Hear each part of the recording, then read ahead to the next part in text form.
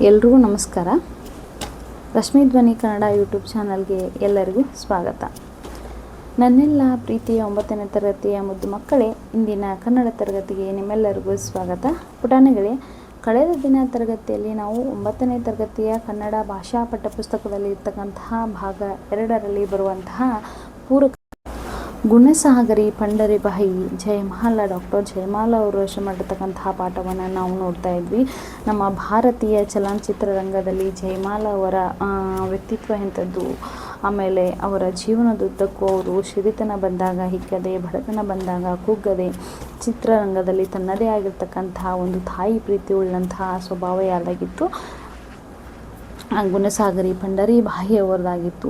ತಮಗೆ ಎಷ್ಟೇ ಕಷ್ಟ ಇದ್ದರೂ ಕೂಡ ಇತರರಿಗೆ ಒಳ್ಳೆಯದಾಗಲಿ, ಇತರರಿಗೆ ಒಳ್ಳೆಯದನ್ನು ಭಗವಂತ ಮಾಡಲಿ ಅನ್ನುವಂಥ ಒಂದು ಮನೋಭಾವ ಉಳ್ಳವರಾಗಿದ್ದರು ಅನ್ನುವಂಥದ್ದನ್ನು ಹೇಳ್ತಾರೆ. ಅವ್ರ ವ್ಯಕ್ತಿತ್ವ ಎಂಥದ್ದನ್ನು ನಾವು ನೋಡಿದ್ವಿ. ಇನ್ನು 2ನೇ ಪ್ಯಾರಾದಲ್ಲಿ ಅವರು ಜನಿಸಿದಂತಹ ಊರಾಗಿರ್ಬೋದು, ಇಸ್ವಿ ಆಗಿರ್ಬೋದು, ತಂದೆ ತಾಯಿ ರಂಗರಾವ್ ಮತ್ತು ಕಾವೇರಿ ಅವರು ಎಷ್ಟನೇ ಮಕ್ಕಳಾಗಿದ್ದರು ಮತ್ತು ಅವರ ತಂದೆ ಪಂಡರೀನಾಥನಲ್ಲಿಟ್ಟಿರ್ತಕ್ಕಂತಹ ಅಪಾರ ಶ್ರದ್ಧಾಭಕ್ತಿಯಿಂದ ಇವರಿಗೆ ಗೀತಾ ಅನ್ನುವಂಥ ಒಂದು ಹೆಸರಿನಿಂದ ಪಂಡರಿಬಾಯಿ ಎನ್ನುವಂಥ ಒಂದು ಹೆಸರನ್ನು ಇಟ್ಟಿದ್ದರು. ಅವರ ಕುಟುಂಬ ಇಷ್ಟೊಂದು ಶಿಸ್ತು ಪಾಲನೆಯನ್ನು ಒಳಗೊಂಡಂತಹ ಕುಟುಂಬವಾಗಿತ್ತು. ಅಂದರೆ ಹರಿದಾಸ ಕೀರ್ತನೆಗಳನ್ನು ಅವರ ತಂದೆ ಹಾಡ್ತಾ ಶ್ರದ್ಧಾಭಕ್ತಿಯನ್ನು ಉಳ್ಳವರಾಗಿದ್ದರು. ತಿನ್ನಲಿಕ್ಕೆ ಬಡತನ ಇರ್ಬೋದಿತ್ತು, ಆದರೆ ಯಾವುದೇ ಶ್ರದ್ಧಾಭಕ್ತಿಗೆ ಭಗವಂತನನ್ನು ನಂಬುವುದರಲ್ಲಿ ಅವರೇನಾಯಿತು, ಯಾವುದೇ ರೀತಿ ಕೊರತೆ ಅವರಲ್ಲಿ ಕಂಡು ಬಂದಿರಲಿಲ್ಲ. ಇನ್ನು 3ನೇ ಪ್ಯಾರಾದಲ್ಲಿ ಏನು ನೋಡಿದ್ವಾ ಅಂತಂದರೆ, ನಾವು ಮಹಾರಾಜರ ಆಳ್ವಿಕೆಯ ಕಾಲದಲ್ಲಿ ಇಡೀ ಮೈಸೂರು ಸಂಸ್ಥಾನಕ್ಕೆ ಅವರು ಪ್ರೋತ್ಸಾಹಧನ ಸಿಗುತ್ತೆ, ಕಲಾವಿದರಿಗೆ ಒಳ್ಳೆಯ ಮರ್ಯಾದೆ, ಒಂದು ಒಳ್ಳೆಯ ಬೆಲೆ ಇದೆ ಅಂತ ತಿಳ್ಕೊಂಡಂಥ ಅವ್ರ ತಂದೆ ರಂಗರಾವ್ ಇಡೀ ಕುಟುಂಬದ ಜೊತೆಗೆ ಎಲ್ಲಿ ಬಂದಿದ್ದರು, ಮೈಸೂರಿಗೆ ಬಂದು ಅವರು ಉಳಿದಿದ್ದರು. ಇಡೀ ಕುಟುಂಬದ ಜವಾಬ್ದಾರಿಯನ್ನು ಅವರನ್ನು ವಿಮಲಾನಂದ ವಹಿಸ್ಕೊಂಡಿದ್ದ. ಆತ ಆದರ್ಶ ನಾಟಕ ಸಂಘ ಅನ್ನುವಂತಹ ಒಂದು ನಾಟಕ ಕಂಪನಿಯನ್ನು ಸ್ಥಾಪಿಸಿ ಅದರಲ್ಲಿ ಹಲವಾರು ನಾಟಕಗಳನ್ನ ಪ್ರದರ್ಶನ ಮಾಡ್ತಕ್ಕಂತಹ ಒಂದು ಸ್ವಭಾವ ಉಳ್ಳವನಾಗಿದ್ದನು. ಮನೆಯ ಜವಾಬ್ದಾರಿಯನ್ನು ಕೂಡ ಆತ ಹೊತ್ಕೊಂಡಿದ್ದ. ಇದೇ ಸಂದರ್ಭದಲ್ಲಿ ಪಂಡರಿಬಾಯಿಯವರು ಮೈಸೂರಿಗೆ ಬಂದಾಗ ಯೌವನ ಅವಸ್ಥೆಗೆ ಕಾಲಿಡುವಂತಹ ಹೆಣ್ಣು ಮಗಳಾಗಿದ್ದರು.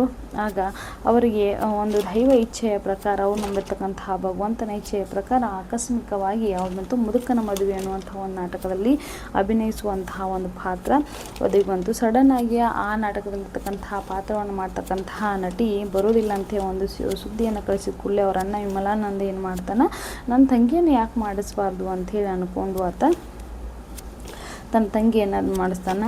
ಅಷ್ಟೆಲ್ಲ ಆದರೂ ಕೂಡ ತುಂಬ ಸಂಪ್ರದಾಯವಾದಿಯಾಗಿರ್ತಕ್ಕಂತಹ ಅವರ ತಂದೆ ಒಂದು ನಾಟಕ ಮಾಡ್ಲಿಕ್ಕೆ ಮಗಳಿಗೆ ಬಣ್ಣ ಹಚ್ಕೊಳ್ಳಿಕ್ಕೆ ಹೋಗ್ತಿದ್ರ ಅಂತ ಹೇಳ್ತಾರೆ. ಹೌದಾ, ಬನ್ನಿ ಮುಂದೇನಾಗತ್ತೆ ಅನ್ನೋದನ್ನು ನಾವು ನೋಡೋಣ. ಆ ನಾಟಕ ಪ್ರದರ್ಶನ ನೋಡಲು ಪಿಟೀಲು ಚೌಡಯ್ಯನವರು ಹಾಗೂ ಸಿನಿಮಾ ಪ್ರವರ್ತಕರಾಗಿದ್ದ ಕೆ ಹಿರಣ್ಣಯ್ಯ ಅವರು ಬಂದಿದ್ದರು.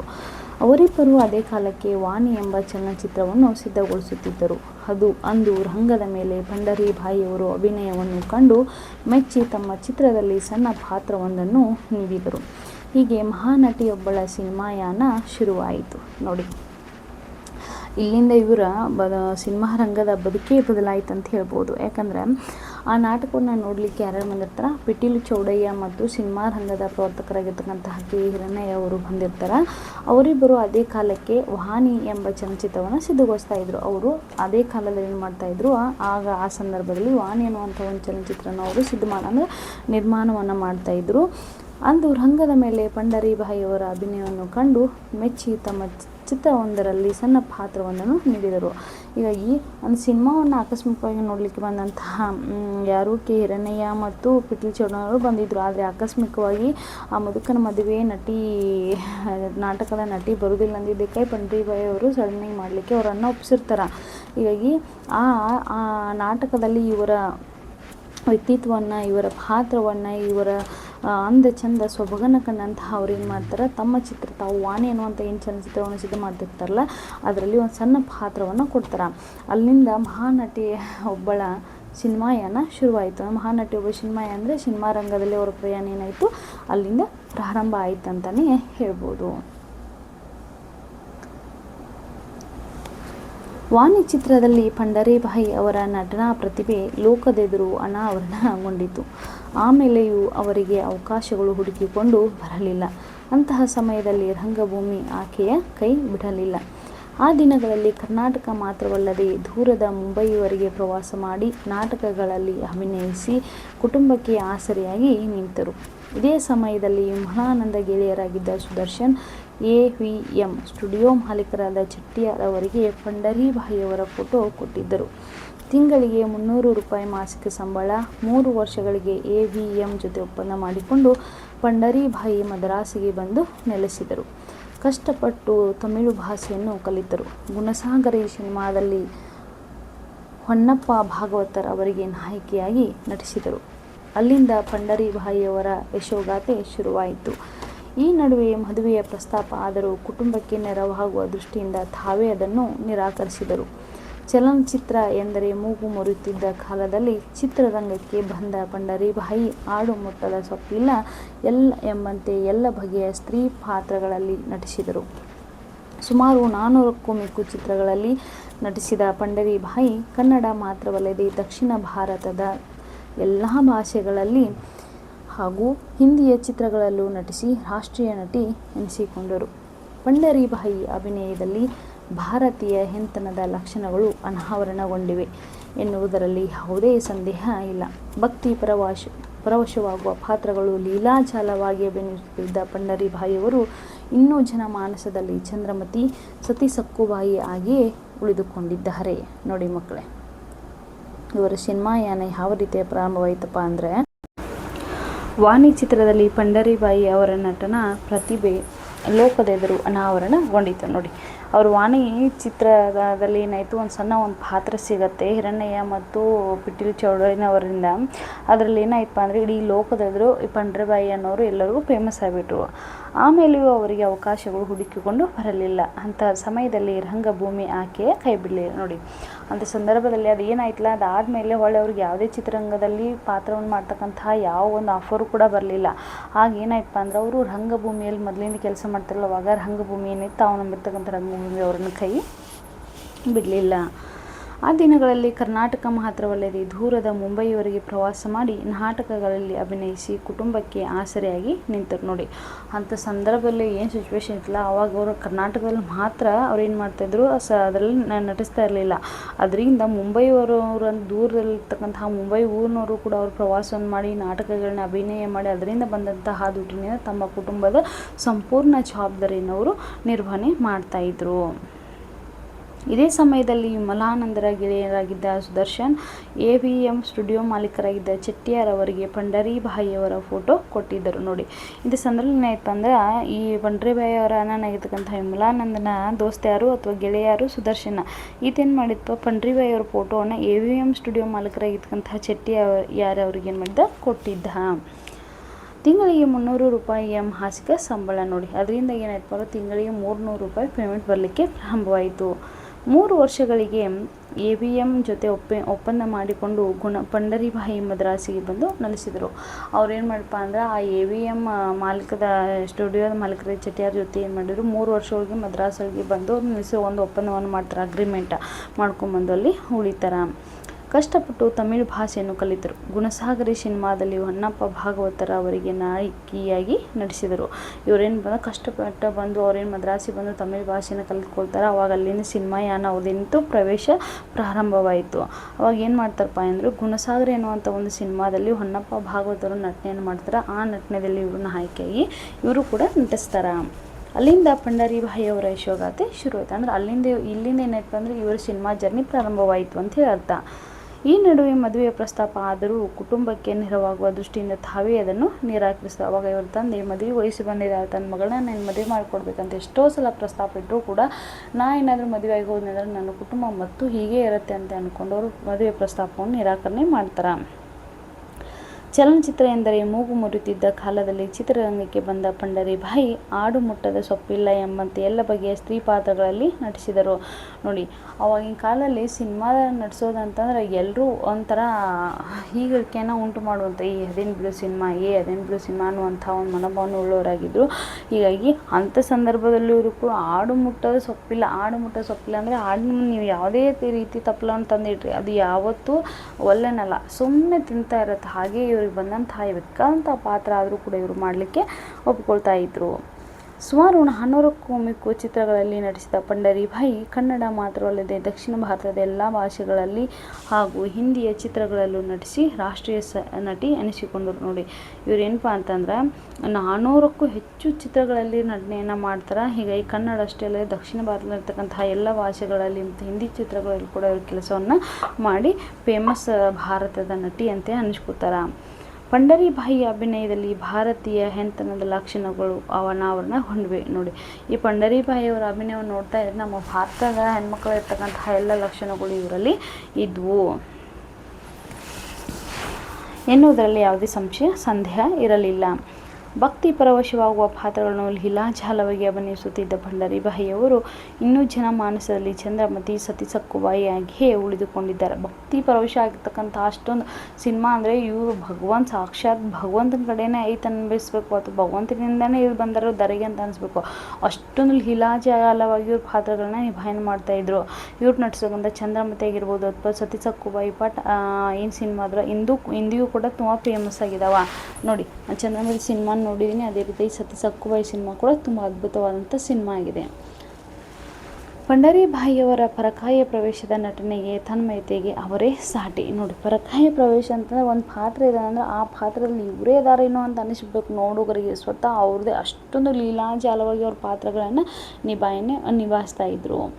ಯಶಸ್ಸಿನ ಶಿಖರದಲ್ಲಿ ಇದ್ದಾಗಲೇ ಸಂತ ಸತಿ ಸಕ್ಕುಬಾಯಿ, ರಾಯರ ಸೊಸೆ, ಅನ್ನಪೂರ್ಣ, ಕೆರಳಿದ ಸಿಂಹ ಮುಂತಾದ ಚಿತ್ರಗಳನ್ನು ನಿರ್ಮಾಣ ಮಾಡಿ ತನ್ನ ಸುತ್ತಲಿನವರಿಗೆ ನೆರವಾಗುವ ಮೂಲಕ ಚಿತ್ರರಂಗದ ಋಣ ತೀರಿಸಿದ್ದಾರೆ. ನೋಡಿ, ಇವರು ಅಷ್ಟೊಂದು ಫೇಮಸ್ ನಟಿ ಆದರೂ ಕೂಡ ಇವರು ಇವ್ರು ಬಂದಂಥ ಯಾವ ಅವಕಾಶವನ್ನು ಕೂಡ ಬಿಡ್ತಾ ಇರಲಿಲ್ಲ.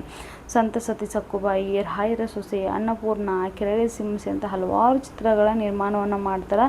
ಕೊನೆಗೆ ಆ ನಿರ್ಮಾಣ ಮಾಡೋ ಮೂಲಕ ಇಡೀ ಚಿತ್ರರಂಗದ ಋಣವನ್ನು ಇವರು ತೀರಿಸ್ತಾರೆ.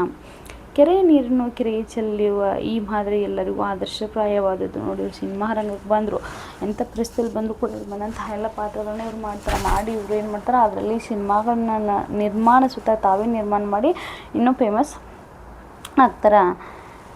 ಸಿನಿಮಾದಲ್ಲಿ ಎತ್ತರಕ್ಕೆ ಏರಿದಾಗಲೂ ಪಂಡರೀಬಾಯಿ ನಾಟಕ ರಂಗವನ್ನು ಮರೆಯಲಿಲ್ಲ. ನೋಡಿ, ಇವರು ಎಷ್ಟೇ ಮುಂದುವರೆದು ಫೇಮಸ್ ನಟಿ ಆದರೂ ಕೂಡ ನಾಟಕ ರಂಗವನ್ನು ಯಾವತ್ತೂ ಕೂಡ ಅವರು ಮರಿತಾ ಇರಲಿಲ್ಲಂತೆ.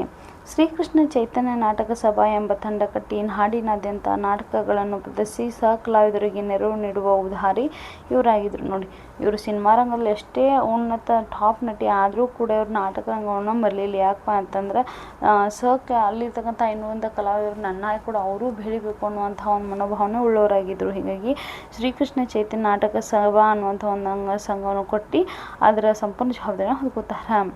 ಅವರು ತನ್ನ ಜೀವಿತ ಕಾಲದಲ್ಲಿ ಎಂದೂ ಯಾವುದೇ ವಿವಾದಕ್ಕೆ ಸಿಲುಕಲ್ಲ. ತಾವು ಇರೋವರು ಕೂಡ ಎಂದಿಗೂ ಕಾಂಟ್ರವರ್ಸಿಗೆ ಅವರು ಯಾವತ್ತೂ ಸಿಗಲೇ ಇಲ್ಲ. ತನ್ನನ್ನು ಅವಲಂಬಿಸಿದವರೆಲ್ಲರೂ ನೆಲೆನಿಂತ ಮೇಲೆ ಜನ ಆಶ್ಚರ್ಯಪಡುವಂತೆ ತಡವಾಗಿ 1971ರಲ್ಲಿ ಮಂಡ್ಯದ ರಾಮರಾಯರನ್ನು ವಿವಾಹವಾದರು. ನೋಡಿ, ಅವ್ರ ಸಂಪೂರ್ಣ ಜವಾಬ್ದಾರಿ ಎಲ್ಲವೂ ಕಳೆದಾದ್ಮೇಲೆ ಅವ್ರ ಕುಟುಂಬದಲ್ಲಿರ್ತಕ್ಕಂಥ ಅಷ್ಟೂ ಕೂಡ ಉದ್ಯೋಗದಲ್ಲಿರಬೇಕು, ಅಷ್ಟು ಕೂಡ ಸ್ವತಂತ್ರ ಆದಮೇಲೆ ಅವ್ರು ಏನು ಮಾಡಿದರು, ಮಂಡ್ಯದ ರಾಮರಾಯರನ್ನ ಮದುವೆ ಆಗ್ತಾರೆ. ಯಾವಾಗ ಬಂದರೆ 1971ರಲ್ಲಿ. ಕನ್ನಡ ಚಿತ್ರರಂಗದ ಮೇರು ನಟರಾದ ಡಾಕ್ಟರ್ ರಾಜ್ಕುಮಾರ್ ಹಾಗೂ ತಮಿಳಿನ ಅದ್ಭುತ ಪ್ರತಿಭೆ ಶಿವಾಜಿ ಗಣೇಶನ್ ನಟಿಸಿದ ಮೊದಲ ಚಿತ್ರಗಳ ನಾಯಕಿ ಪಂಡರೀಬಾಯಿ ಎನ್ನುವುದು ಬಹುದೊಡ್ಡ ಗೌರವ. ಇವರಿಗೆ ಸಂದ ಪ್ರಶಸ್ತಿಗಳು ಪಂಡರೀಬಾಯಿಯವರ ಸಾಧನೆಯನ್ನು ಸಾರಿ ಹೇಳುತ್ತವೆ. 1965ರಲ್ಲಿ ಸತ್ಯ ಹರಿಶ್ಚಂದ್ರ ಚಿತ್ರದ ಚಂದ್ರಮತಿ ಪಾತ್ರದ ನಟನೆಗಾಗಿ ರಾಷ್ಟ್ರೀಯ ಶ್ರೇಷ್ಠ ನಟಿ ಪ್ರಶಸ್ತಿಯನ್ನು ಸರ್ಕಾರ ಪಂಡರೀಬಾಯಿಯವರಿಗೆ ಕಲೈಮಾಮಣಿ ಪ್ರಶಸ್ತಿಯನ್ನು ಕೊಟ್ಟು ಗೌರವಿಸಿತು. ಕರ್ನಾಟಕ ಸರ್ಕಾರ 1994ರಲ್ಲಿ ವಿಶ್ವ ರಾಜ್ಯೋತ್ಸವ ಪ್ರಶಸ್ತಿಯನ್ನು, 1995ರ ಡಾಕ್ಟರ್ ರಾಜ್ಕುಮಾರ್ ಪ್ರಶಸ್ತಿಯನ್ನು ನೀಡಿ ಗೌರವಿಸಿದೆ. ಇವರಿಗೆ 2000ರಲ್ಲಿ ಜೀವಮಾನ ಸಾಧನೆಗಾಗಿ ಫಿಲ್ಮ್ಫೇರ್ ಪ್ರಶಸ್ತಿಯನ್ನು ಕೂಡ ನೀಡಲಾಗಿದೆ. ಕನ್ನಡ ಚಿತ್ರರಂಗದ ಮೇರು ನಟರಾದ ಡಾಕ್ಟರ್ ರಾಜ್ಕುಮಾರ್ ಹಾಗೂ ತಮಿಳಿನ ಅದ್ಭುತ ಪ್ರತಿಭೆ ಶಿವಾಜಿ ಗಣೇಶನ್ ನಟಿಸಿದ ಮೊದಲ ಚಿತ್ರಗಳ ನಾಯಕಿ ಪಂಡರೀಬಾಯಿ ಎನ್ನುವುದು ಬಹುದೊಡ್ಡ ಗೌರವ. ಇವರಿಗೆ ಸಂದ ಪ್ರಶಸ್ತಿಗಳು ಪಂಡರೀಬಾಯಿಯವರ ಸಾಧನೆಯನ್ನು ಸಾರಿ ಹೇಳುತ್ತವೆ. 1965ರಲ್ಲಿ ಸತ್ಯ ಹರಿಶ್ಚಂದ್ರ ಚಿತ್ರದ ಚಂದ್ರಮತಿ ಪಾತ್ರದ ನಟನೆಗಾಗಿ ರಾಷ್ಟ್ರೀಯ ಶ್ರೇಷ್ಠ ಪ್ರಶಸ್ತಿಯನ್ನು ಅಂದಿನ ಪ್ರಧಾನಿ ಶ್ರೀಮತಿ ಇಂದಿರಾ ಗಾಂಧಿಯವರಿಂದ ಪಡೆದರು. ಅದೇ ವರ್ಷ ತಮಿಳುನಾಡು ಸರ್ಕಾರ ಪಂಡರೀಬಾಯಿಯವರಿಗೆ ಕಲೈಮಾಮಣಿ ಪ್ರಶಸ್ತಿಯನ್ನು ಕೊಟ್ಟು ಗೌರವಿಸಿತು. ಕರ್ನಾಟಕ ಸರ್ಕಾರ 1994ರಲ್ಲಿ ರಾಜ್ಯೋತ್ಸವ ಪ್ರಶಸ್ತಿಯನ್ನು, 1995ರ ಡಾಕ್ಟರ್ ರಾಜ್ಕುಮಾರ್ ಪ್ರಶಸ್ತಿಯನ್ನು ನೀಡಿ ಗೌರವಿಸಿದೆ. ಇವರಿಗೆ 2000ರಲ್ಲಿ ಜೀವಮಾನ ಸಾಧನೆಗಾಗಿ ಫಿಲ್ಮ್ಫೇರ್ ಪ್ರಶಸ್ತಿಯನ್ನು ನೀಡಲಾಗಿದೆ. ನೋಡಿ, ನಮ್ಮ ಕನ್ನಡ ಚಿತ್ರರಂಗ ಕಂಡಂತಹ ಮೇರು ನಟ, ಪ್ರಖ್ಯಾತ ನಟ, ಅದ್ಭುತ ನಟ ಅಥವಾ ಡಾಕ್ಟರ್ ನಟ ಸಾರ್ವಭೌಮ ಅಂತಲೇ ಕರಿತೀವಿ ಯಾರನ್ನು, ಡಾಕ್ಟರ್ ರಾಜ್ಕುಮಾರನ್ನು. ಇವರ ಜೊತೆ ನಮ್ಮ ಕನ್ನಡ ಚಿತ್ರರಂಗದಲ್ಲಿ ಮೊದಲ ನಾಯಕಿಯಾಗಿ ಇವರು ನಾಯಕಿಯಾಗಿ ಚಿತ್ರವನ್ನು ಮಾಡ್ತಾರೆ. ಆಮೇಲೆ ತಮಿಳಿನ ಅದ್ಭುತ ಪ್ರತಿಭೆಯಾಗಿರ್ತಕ್ಕಂಥ ಶಿವಾಜಿ ಗಣೇಶನ್ ಅನ್ನುವಂತಹ ನಟನ ಜೊತೆ ಕೂಡ ಇವರು ಮೊದಲ ಚಿತ್ರಗಳಲ್ಲಿ ನಾಯಕಿಯಾಗಿ ಇವರು ಪಾಠ ಮಾಡಿದ್ದು ಅಥವಾ ಅದರಲ್ಲಿ ಪಾತ್ರವನ್ನು ಅಭಿನಯಿಸಿದ್ದು ಇವರಿಗೆ ಬಂದಂತಹ ಒಂದು ದೊಡ್ಡ ಗೌರವ ಅಂತಲೇ ಹೇಳ್ಬೋದು. ಇವರಿಗೆ ಸಂದ ಪ್ರಶಸ್ತಿಗಳು ಪಂಡರೀಬಾಯಿಯವರ ಸಾಧನೆಯನ್ನು ಸಾರಿ ಹೇಳುತ್ತೆ. ನೋಡಿ, ಇವ್ರು ಬಂದಂಥ ಇಷ್ಟೆಲ್ಲ ಪ್ರಶಸ್ತಿಗಳನ್ನು ನಾವು ನೋಡಿದರೆ ಇವ್ರ ವ್ಯಕ್ತಿತ್ವ ಹೇಗಿತ್ತು, ಇವರ ಸಾಧನೆ ಹೇಗಿತ್ತು, ಇವ್ರ ಸಿನಿಮಾ ಜರ್ನಿ ಹೇಗಿತ್ತು, ಇವ್ರ ಲೈಫ್ ಜರ್ನಿ ಹೇಗಿತ್ತು ಎಂಬುದು ನಮಗೆ ಗೊತ್ತಾಗ್ತತಿ. 1965ರಲ್ಲಿ ಸತ್ಯ ಹರಿಶ್ಚಂದ್ರ ಚಿತ್ರದ ಚಂದ್ರಮತಿ ಪಾತ್ರದ ನಟನೆಗಾಗಿ ರಾಷ್ಟ್ರೀಯ ಶ್ರೇಷ್ಠ ನಟಿ ಪ್ರಶಸ್ತಿಯನ್ನು ಅಂದಿನ ಪ್ರಧಾನಿ ಶ್ರೀಮತಿ ಇಂದಿರಾ ಗಾಂಧಿಯವರಿಂದ ಪಡೆದರು. ನೋಡಿ, 1965ರಲ್ಲಿ ಸತ್ಯ ಹರಿಶ್ಚಂದ್ರ ಅನ್ನುವಂಥ ಒಂದು ಪಾತ್ರವನ್ನು ಯಾವುದೇ ಸಿನಿಮಾವನ್ನು ಮಾಡ್ತಾರೆ, ಅದರಲ್ಲಿ ಡಾಕ್ಟರ್ ರಾಜ್ಕುಮಾರ್ ಅವರು ನಟರಾಗಿ ನಿರ್ಮಿಸಿದ್ದಾರೆ. ಅವರ ನಾಯಕಿಯಾಗಿ ಇವರು ಚಂದ್ರಮತಿ ಅನ್ನುವಂಥ ಒಂದು ಪಾತ್ರದಲ್ಲಿ ಇವರು ನಟನೆಯನ್ನು ಮಾಡ್ತಾರೆ. ಆ ಸಿನಿಮಾದಿಂದ ಇವರು ಎಷ್ಟೊಂದು ಪ್ರಖ್ಯಾತಿನ ಗಳಿಸ್ತಾರಪ್ಪ ಅಂದ್ರೆ ರಾಷ್ಟ್ರೀಯ ಶ್ರೇಷ್ಠ ನಟಿ ಅನ್ನುವಂಥ ಒಂದು ಪ್ರಶಸ್ತಿಯನ್ನು ಇವರು ತೆಗೆದುಕೊಳ್ತಾರೆ. ಅದು ಯಾರ ಕಡೆಯಿಂದಪ್ಪ ಅಂದ್ರೆ ಅಂದಿನ ಕಾಲದಲ್ಲಿ ಪ್ರಧಾನಮಂತ್ರಿ ಆಗಿರ್ತಕ್ಕಂತಹ ಶ್ರೀಮತಿ ಇಂದಿರಾ ಗಾಂಧಿಯವರಿಂದ ಇವರು ತೆಗೆದುಕೊಳ್ತಾರೆ. ಅದೇ ವರ್ಷ ತಮಿಳುನಾಡು ಸರ್ಕಾರ ಪಂಡರೀಬಾಯಿ ಅವರಿಗೆ ಕಲೈಮಾಮಣಿ ಪ್ರಶಸ್ತಿಯನ್ನು ಕೊಟ್ಟು ಗೌರವಿಸಿ. ನೋಡಿ, ಅದೇ ವರ್ಷ ಇವ್ರಿಗೆ ಏನಾಯ್ತಪ್ಪ ಅಂತಂದರೆ ತಮಿಳುನಾಡು ಸರ್ಕಾರ ಕಲೈಮಾಮಣಿ ಅನ್ನುವಂಥ ಒಂದು ಪ್ರಶಸ್ತಿಯನ್ನು ಇವರಿಗೆ ಕೊಡತ್ತೆ. ಕರ್ನಾಟಕ ಸರ್ಕಾರ 1994ರಲ್ಲಿ ರಾಜ್ಯೋತ್ಸವ ಪ್ರಶಸ್ತಿಯನ್ನು, 1995ರ ಡಾಕ್ಟರ್ ರಾಜ್ಕುಮಾರ್ ಪ್ರಶಸ್ತಿಯನ್ನು ನೀಡಿ ಗೌರವಿಸಿದೆ. ಇವರಿಗೆ 2000ರಲ್ಲಿ ಜೀವಮಾನ ಸಾಧನೆಗಾಗಿ ಫಿಲ್ಮ್ಫೇರ್ ಪ್ರಶಸ್ತಿ ನೀಡಿ ಗೌರವಿಸಲಾಗಿದೆ. ನೋಡಿ, ಒಂದು ನಿಮಿಷ. ಇವರಿಗೆ ಬಂದಂತಹ ಪ್ರಶಸ್ತಿಗಳಂತ ನಮ್ಮ ಕರ್ನಾಟಕ ಸರ್ಕಾರ 1994ರಲ್ಲಿ ರಾಜ್ಯೋತ್ಸವ ಪ್ರಶಸ್ತಿಯನ್ನು ಕೊಡುತ್ತೆ. 1995ರಲ್ಲಿ ಡಾಕ್ಟರ್ ರಾಜ್ಕುಮಾರ್ ಪ್ರಶಸ್ತಿಯನ್ನು ನೀಡಿ ಗೌರವವನ್ನು ಕೊಡುತ್ತೆ. ಆಮೇಲೆ 2000ರಲ್ಲಿ ಇವರಿಗಿಂತ ಜೀವಮಾನ ಸಾಧನೆಗಾಗಿ ಫಿಲ್ಮ್ಫೇರ್ ಪ್ರಶಸ್ತಿ ಕೂಡ ಇವರಿಗೆ ಬಂದು ಒದಗಿದೆ. ಈ ಪ್ರಶಸ್ತಿಗಳನ್ನು ಇದನ್ನೆಲ್ಲ ನೋಡಿದರೆ ನಮಗೆ ಅನಿಸುತ್ತೆ ಎಂತಹ ಅದ್ಭುತ ಪ್ರತಿಭೆ ಅಲ್ವಾ ಪಂಡರೀಬಾಯಿ ಅವ್ರದ್ದು ಅಂತ ಅನಿಸುತ್ತೆ. ಬಂದಿದ್ದು ಬರಲಿ ಭಗವಂತನ ದಯೆ ಇರಲಿ ಎಂಬ ತತ್ವದಲ್ಲಿ ನಂಬಿಕೆ ಇರಿಸಿದ್ದ ಪಂಡರೀಬಾಯಿಯವರು 1994ರಲ್ಲಿ ರಸ್ತೆ ಅಪಘಾತದಲ್ಲಿ ಒಂದು ಕೈ ಕಳೆದುಕೊಂಡರು. ಈ ಘಟನೆಯಿಂದ ಎದೆಗುಂದದೆ ತಮ್ಮ ನಟನೆಯ ಕಾಯಕವನ್ನು ಮುಂದುವರಿಸಿದ್ದು ಅವರ ಜೀವನ ಪ್ರೀತಿಗೆ ಸಾಕ್ಷಿಯಾಗಿದೆ. ಪ್ರತಿಭೆ, ಅಂತಃಕರಣ ಮತ್ತು ಹೃದಯ ಶ್ರೀಮಂತಿಕೆ ಒಬ್ಬರಲ್ಲಿಯೇ ನೆಲೆಗೊಳ್ಳುವುದು ಅಪರೂಪ. ಅಂತಹ ಅಪರೂಪದ ಕಲಾವಿದೆ ಪಂಡರೀಬಾಯಿಯವರು 29/1/2002ರಲ್ಲಿ ನಿಧನರಾದರು. ಕಲಾ ರಸಿಕರ ಮನಸ್ಸಿನಲ್ಲಿ ಎಂದೆಂದಿಗೂ ಅಮರರಾದರು. ನೋಡಿ, ಎಂಥ ಸ್ವಭಾವ ಇತ್ತಪ್ಪ ಅಂತಂದರೆ ಬಂದಿದ್ದು ಬರಲಿ, ಎಲ್ಲ ಏನೇ ಬಂದರೂ ಕೂಡ ಎಲ್ಲದಕ್ಕೂ ಭಗವಂತನ ದಯೆ ಇರಲಿ ಅನ್ನುವಂಥ ಒಂದು ನಂಬಿಕೆಯನ್ನು ಉಳ್ಳವರು ಇವರು ಆಗಿದ್ದರು. ಹೀಗಾಗಿ ಇವರಿಗೆ ರಸ್ತೆ ಅಪಘಾತ ಆಗತ್ತೆ. 1994ರಲ್ಲಿ ಆ ರಸ್ತೆ ಅಪಘಾತದಲ್ಲಿ ಇವರು ತಮ್ಮ ಒಂದು ಕೈಯನ್ನೇ ಕಳೆದುಕೊಳ್ಬೇಕಾಗತ್ತೆ. ಅಷ್ಟೆಲ್ಲ ಆದರೂ ಕೂಡ ಇವ್ರೇನು ಮಾಡ್ತಾರೆ, ನಾಟಕವನ್ನು ಆ ಘಟನೆಯಿಂದ ಎಂದಿಗೂ ಕೂಡ ಅವರು ಮಾನಸಿಕ ಮಾಡ್ಕೋದಿಲ್ಲ, ಬೇಜಾರು ಮಾಡ್ಕೋದಿಲ್ಲ, ಅಥವಾ ನನ್ನ ಜೀವನದಲ್ಲಿ ಹಿಂಗಾಯಿತು ಅಂತ ಅನ್ಕೋದಿಲ್ಲ. ನೋಡಿ, ಈಗ ಇತ್ತೀಚಿನ ನಿರ್ಮಾಣಗಳು ಏನಾಗ್ಬಿಟ್ಟೆ, ಒಂದು ಸ್ವಲ್ಪ ಸಣ್ಣ ನೋವು ಆದರೂ ಕೂಡ ಮನುಷ್ಯ ಸಹಿಸ್ಕೊಳ್ಳೋದಿಲ್ಲ. ನನ್ನ ಜೀವನದಾಗ ಹಿಂಗಾಯ್ತಲ್ಲ ಅಂತ ಚಿಂತೆಗೊಳಗಾಗಿ ಮಾಡೋ ಕೆಲಸವನ್ನು ಬಿಟ್ಟು ಏನೇನೋ ಇಂಥ ವ್ಯಸನಗಳನ್ನು ಹೋಗೋದು ರೂಢಿ, ಹೆಣ್ಮಕ್ಳಾಗಲಿ ಗಂಡು ಮಕ್ಕಳಾಗಲಿ. ಆದರೆ ಇವರು ಅಷ್ಟೊಂದು ತಮ್ಮ ಕೈಯನ್ನು ಒಂದು ರಸ್ತೆ ಅಪಘಾತದಲ್ಲಿ ತಮ್ಮ ಕೈಯನ್ನೇ ಕಳ್ಕೊಡ್ತಾರೆ. ಆದರೂ ಕೂಡ ತಮ್ಮ ನಟನೆಯ ಕಾಯಕವನ್ನು ಎಂದೂ ಕೂಡ ಇವರು ಬಿಡಲಿಲ್ಲ. ಪ್ರತಿಭೆ, ಅಂತಃಕರಣ ಮತ್ತು ಹೃದಯ ಶ್ರೀಮಂತಿಕೆ ಒಬ್ಬರಲ್ಲಿಯೇ ನೆಲೆಗೊಳ್ಳುವುದು ಅಪರೂಪ. ನೋಡಿ, ನಾವೆಲ್ಲ ಒಬ್ಬ ವ್ಯಕ್ತಿಯಲ್ಲಿ ಒಂದು ಪಾತ್ರವನ್ನು ನೋಡ್ಬೋದು, ಇನ್ನೊಬ್ಬ ವ್ಯಕ್ತಿ ಇನ್ನೊಂದು ಪಾತ್ರ ನೋಡ್ಬೋದು. ಇಷ್ಟೆಲ್ಲ ಪಾತ್ರಗಳನ್ನ ಒಬ್ಬರಲ್ಲಿ ನೋಡ್ತೇವೆ ಅಂದರೆ ಅಂತಹ ಅದ್ಭುತ ಪ್ರತಿಭೆ ಅಂತಲೇ ಹೇಳ್ಬೋದು. ಆಮೇಲೆ ಅಂತಃಕರಣ, ಅಷ್ಟೊಂದು ಮಾತೃ ಹೃದಯ ವ್ಯವಸ್ಥೆಯಲ್ಲಿ ಆಗಿದ್ದರು. ಹೃದಯ ಶ್ರೀಮಂತಿಕೆ, ನನಗೆ ಏನಾದರೂ ಆಗಲಿಪ್ಪ ಆದರೆ ಉಳಿದವರಾದರೂ ಚೆನ್ನಾಗಿಲ್ಲ ಅನ್ನುವಂಥ ಒಂದು ಮನೋಭಾವನೆ ಉಳ್ಳವರಾಗಿದ್ದರು. ಅಂತಹ ಅಪರೂಪದ ಕಲಾವಿದೆ ಪಂಡರೀಬಾಯಿಯವರು 29/1/2002ರಲ್ಲಿ ನಿಧನರಾದರು. ಕಲಾ ರಸಿಕರ ಮನಸ್ಸಿನಲ್ಲಿ ಎಂದೆಂದಿಗೂ ಅಮರರಾದರು. ನೋಡಿ, ಇಷ್ಟೊಂದು ಸುಪ್ರಸಿದ್ಧ ಕಲಾವಿದೆ ಆಗಿರ್ತಕ್ಕಂತಹ ಪಂಡರೀಬಾಯಿಯವರು ನಮ್ಮನ್ನೆಲ್ಲ ಅಗಲಿದೇವಪ್ಪ ಅಂದರೆ 2002ರಲ್ಲಿ, ಅದು ಜನವರಿ ತಿಂಗಳಿನ 29ನೇ ತಾರೀಕಿನಿಂದು. ಇಹಲೋಕವನ್ನು ತ್ಯಜಿಸ್ತಕ್ಕಂತಹ ಈ ಪಂಡರೀಬಾಯಿಯವರು ಇಂದಿಗೂ ಕೂಡ ಇವರ ಸತ್ಯ ಹರಿಶ್ಚಂದ್ರ ಸಿನಿಮಾ ಅದು ಚಂದ್ರಮತಿ ಪಾತ್ರದ ಮೂಲಕ ಇಂದಿಗೂ ಕೂಡ ಇವರು ತುಂಬ ಫೇಮಸ್ ಅಂತಾನೆ ಕೂಡ ಹೇಳ್ಬೋದು. ಯಾಕಂದರೆ ಅವರಂತಹ ಕಾಲದಲ್ಲೂ ಕೂಡ ಇಂಥ ನಟನೆಯನ್ನು ಮಾಡಿ ಇಂದಿಗೂ ಕೂಡ ಜನಮಾನಸದಲ್ಲಿ ಉಳಿಯೋದಿಲ್ಲ, ಅಷ್ಟು ಸುಲಭದ ಮಾತಲ್ರಿ, ಹೌದಾ? ಹೀಗಾಗಿ ತಮ್ಮದೇ ಜೀವನದಲ್ಲಿ ಇವರ ಸಾಧನೆಗಳನ್ನ ನೋಡಿದರೆ ನಮಗೂ ಕೂಡ ಎಷ್ಟು ಖುಷಿ ಅನಿಸುತ್ತೆ. ಎಷ್ಟೇ ಕಷ್ಟ ಬಂದರೂ ಕೂಡ ಭಗವಂತ ಇವರ ವ್ಯಕ್ತಿತ್ವವನ್ನು ಯಾವ ರೀತಿಯಾಗಿ ಇವರು ಇಮ್ಮಡಿಗೊಳಿಸಿತು ಎಂಬುದಕ್ಕೆ ಗುಣಸಾಗರ ಪಂಡರೀಬಾಯಿ ಅನ್ನುವಂಥ ಪಾಠ ಸುಪ್ರಸಿದ್ಧ, ಒಂದು ಬೆಸ್ಟ್ ಎಕ್ಸಾಂಪಲ್ ಅಂತಲೇ ಹೇಳ್ಬೋದು. ಮಕ್ಕಳೇ, ಇಲ್ಲಿವರೆಗೂ ಈ ತರಗತಿ ನಿಮ್ಮೆಲ್ಲರಿಗೂ ಅರ್ಥವಾಯಿತಂತೆ ಗಮನಿಸ್ತೀನಿ. ನೋಡಿ, ಪ್ರಸ್ತುತ ಪಾಠದಲ್ಲಿ ಇವ್ರ ಗೀತಾ ಅನ್ನುವಂಥ ಹೆಸರು ಚೇಂಜ್ ಆಗಿದ್ದು, ವಾಣಿ ಅನ್ನುವಂಥ ಇವ್ರ ಸಿನಿಮಾದಿಂದ ಪ್ರಾರಂಭವಾಗಿದ್ದು, ಆಮೇಲೆ ಕೃತಿಗಳು, ಇವ್ರ ಸಾಧನೆಗಳು ಅಲ್ಲ, ಇವ್ರ ಪ್ರಶಸ್ತಿಗಳು, ಇವ್ರ ಜೀವನದ ಸಾಧನೆ ಯಾವ ರೀತಿಯಾಗಿತ್ತು, ಏನು ಅನ್ನೋದು ಬಂದಿರ್ತಕ್ಕಂಥ ಪ್ರಶಸ್ತಿಗಳನ್ನು ನೋಡಿದರೆ ನಮಗೆಲ್ಲ ಅರ್ಥ ಆಗತ್ತೆ. ನಮ್ಮ ಕನ್ನಡ ಚಿತ್ರರಂಗ, ಭಾರತೀಯ ಚಲನಚಿತ್ರರಂಗ ಕಾಣಂಥ ಒಂದು ಸುಪ್ರಸಿದ್ಧ ವ್ಯಕ್ತಿತ್ವ ಯಾರ್ದಾಗಿತ್ತು? ಪಂಡರೀಬಾಯಿ ಅವಳಾಗಿತ್ತು ಅಂತ ಹೇಳ್ತೀನಿ. ಇಲ್ಲಿವರೆಗೆ ನನ್ನ ತರಗತಿಯನ್ನು ಕೇಳಿದಂತಹ ನಿಮ್ಮೆಲ್ಲರಿಗೂ ನಾನು ಧನ್ಯವಾದಗಳನ್ನ ಹೇಳ್ತೀನಿ. ತರಗತಿಯನ್ನು ಮುಗಿಸುವಂಥ ಸಮಯ.